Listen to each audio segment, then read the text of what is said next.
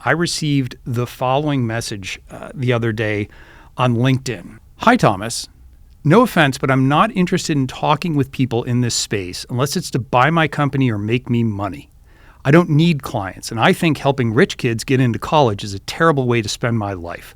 I'm looking forward to exit this area as soon as I can. I want to give you a sense of why I do this, how admissions became my calling, and how fortunate I was to discover this.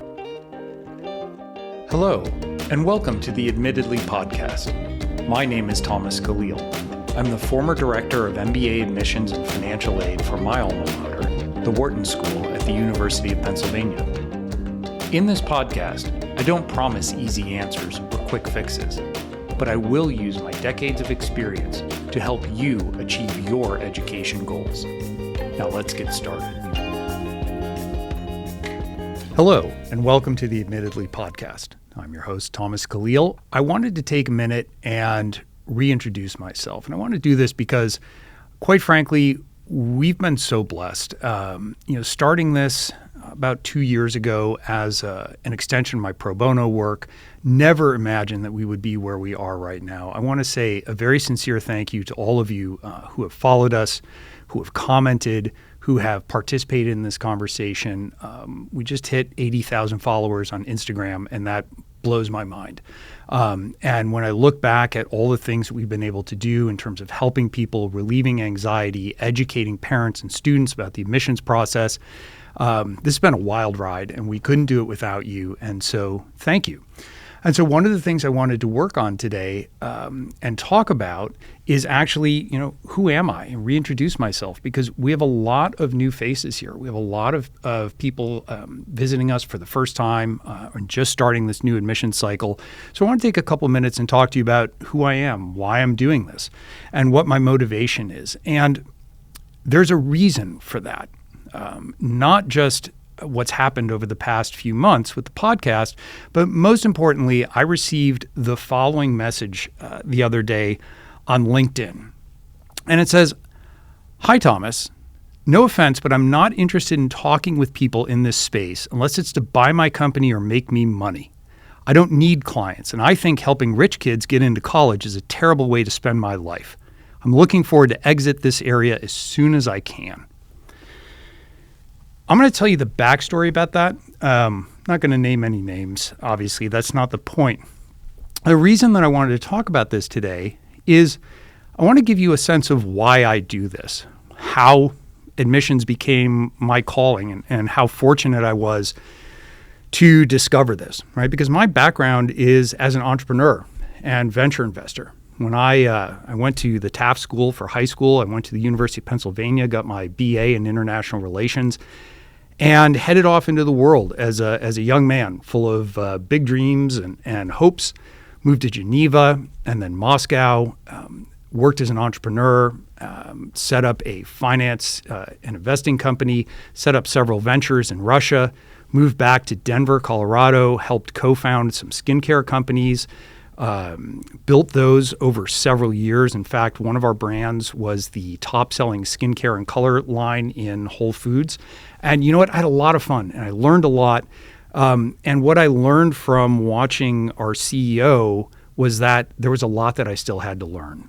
And so I took a step back and went to business school, went to the Wharton School, got my MBA. I was very involved there as a student, had a lot of leadership roles, really just rolled up my sleeves and got to it. Left the Wharton School, moved out to Silicon Valley and was doing some venture investing work and received a phone call out of the blue from the then vice dean of Wharton saying, "Hey, Thomas, we want you to come back and run MBA admissions and financial aid for us. Would you do that?"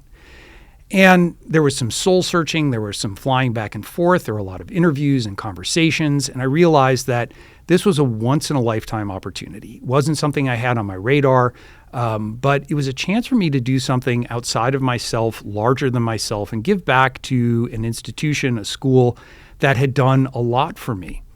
And so I committed to 3 years. I served my 3 years and was very privileged to run one of the most competitive admissions offices in the world. I had an exceptional team.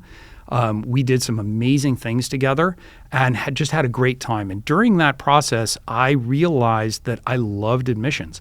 I love this process of helping people figure out their path. And I really, really enjoyed the challenge of it, the puzzle, the complexity, the very 3D nature of crafting a story from somebody's experiences. So when I left, I started working with families and students. And what I realized over a very quick period was that I loved helping undergraduate applicants. I help students get into selective boarding schools, graduate schools, but what I really love is working with high school students because I love their authenticity. I love their passion. I love their commitment. I love, they haven't been jaded by the world. They want to do things. They're committed to what they want to do. And that really, it just excited me. It keeps me focused and fresh and it's something that matters very deeply to me. I have a lot of friends and former colleagues who run or work at some of the most highly selective undergraduate admissions offices in the country. I speak with them on a regular basis to understand what they're thinking, what's going on, what's happening. And it's something that I've committed a lot of time and effort to over the years. We've had amazing results helping students get into their dream schools. And I want to pause for a second too, because one of the core things that I believe is that education matters. Education is a way that we will fundamentally better our planet, the human race. Everything we do comes down to education. Education is a path forward. That comes from my parents who grew up first generation children of immigrants, had nothing, educated themselves and worked and made a difference. And so I saw that firsthand. Education was always drilled into me as a core value, and it's something that, in my experience, matters. So about 30% of my business, my private business over the past 17 years, has been pro bono clients, meaning we do not charge them a dime. That I got to know a lot of students, a lot of organizations when I was running MBA admissions at Wharton. And I believe that this is just really important. And in fact, my pro bono work was the genesis of the podcast because it was a way to reach more people more effectively, because I was flying around giving talks and just not leveraging my time or expertise the way I wanted to. And so to me, this is not just a calling, right? And yes, I was fortunate. I was able to take something that is deeply meaningful to me and be able to build a business around it. I'm not ashamed of that. It's something that has been very good for myself, my family, but also the giving back, right? This deep commitment to pro bono students. And I have helped, and I never take credit for their success because all I do is coach and guide. Their success is their own, all of my students.